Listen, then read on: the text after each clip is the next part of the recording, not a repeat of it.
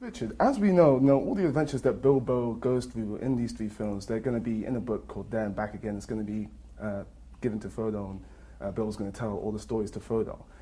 With all the films, or with the series of films that you've made, A Hobbit here, if there's one experience that you could tell your family 20, 30 years down the line, what would it be?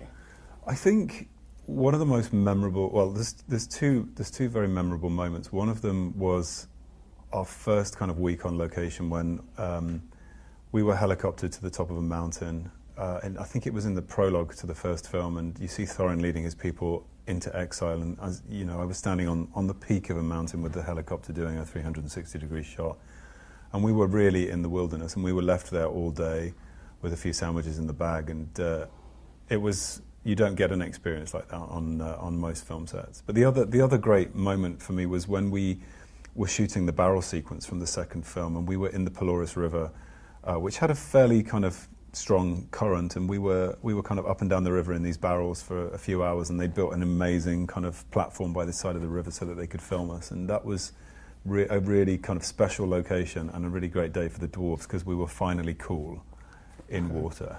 Oh, cool.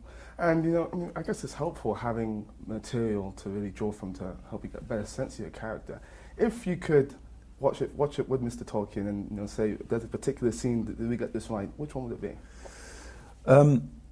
I think it's probably not actually been aired yet because it will probably be in the third film. But I'd like to.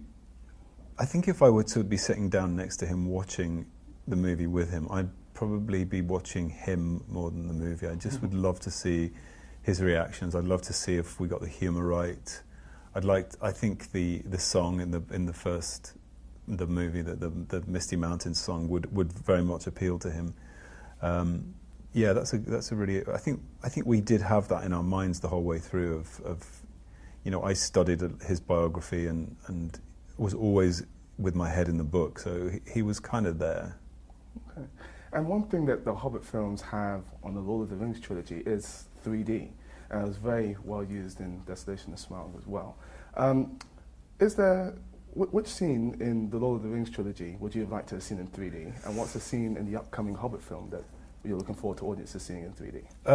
I think it has to be the battles. I think the battle of maybe Helm's Deep, in 3D would have been pretty astonishing because there's so much kind of depth to where that location was. I think would be really exciting, and obviously for the Hobbit, I think the Battle of the Five Armies in 3D is going to be kind of second to none. I mean, it's something that Peter's incredibly passionate about. I mean, he's really into World War I and World War II kind of battle history, so I think he's going to put something quite phenomenal together.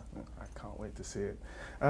With this Hobbit films, you get into return to your character, to building your character, which I guess for an actor must be quite cool. Is there any other character that you've played previously that you'd like to return to build on more? That's a good one. I always had a real kind of passion for Lucas North in Spooks. I think there's something really interesting about a spy whose life is about concealment, and where is that real person? Who is the real person underneath? And that is infinitely fascinating because they lose themselves in the roles that they play because they're good actors. So, yeah, I think Lucas would probably be someone that I'd like to return to. Okay. Now, you've mentioned in this interview there's going to be a lot of battles both in the third one and there's a few battles in the second one as well. I'm curious to know how much of those fighting skills do you retain after a film? I mean, essentially I'm asking, if you were to get into a scrap, would you be able to give that person the business? You know what, I have to say with Thorin, the fight skill really was determined by the weapons that he uses, and Orcrist is such a specific weapon. The weight of the weapon and the way that it moved really determined how I was fighting throughout the story. And when he lost that weapon, I think he loses it at some point in the second film, it's taken from him by the elves. He ends up having to fight with something else, and it felt really alien. So in answer to that question, unless I got into a scrap and had Orcrist to hand, I think I'd be pretty useless. Okay. And when I spoke to you last night, you were talking about how Peter Jackson was making up the smile sequence at the end of the second film as he went along. Because, you know, when it's an adaptation from a book to film, there's going to be changes. If someone was going to make a film about Richard Armitage, would you like there to be a change to your life? And if so, what would it be? Yeah, I would probably want it to be a Peter Jackson. I think it'd be a terribly boring film, I have to say. But I would definitely want it to be made up as it goes along. I would want it to be improvised and, you know, obviously somebody more heroic and better looking than I am playing me.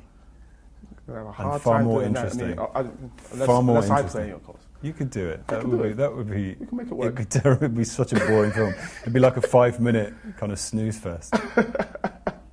Now, I mean, this film is obviously a very big scale, very big effects, and I feel like when, you know, a director has a vision like that, it has to be matched to an extent by its actors. And you've got Into the Storm coming up as well, which has a lot of effects. How comfortable are you working with CGI now, and what was it about the director Stephen Quell's vision for Into the Storm that got you sold on it?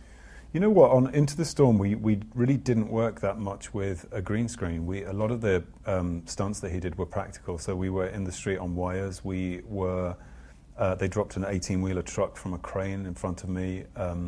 We used real water, we used real wind and rain. It was only the kind of plate shots that were green screen. But, you know, working with Peter, where you're imagining creatures and entire sets that don't exist, it's just another skill. You know, you look at the artwork, you listen to his description, you engage your imagination, and it's amazing when you see it back, seeing whether what you've envisaged is as he's seen it, and it's kind of encouraging when it is. You know, although that dragon was like nothing I could possibly have imagined. Cool. Well, thank you for taking the time to talk to us. I appreciate it. You're welcome. Cool, man.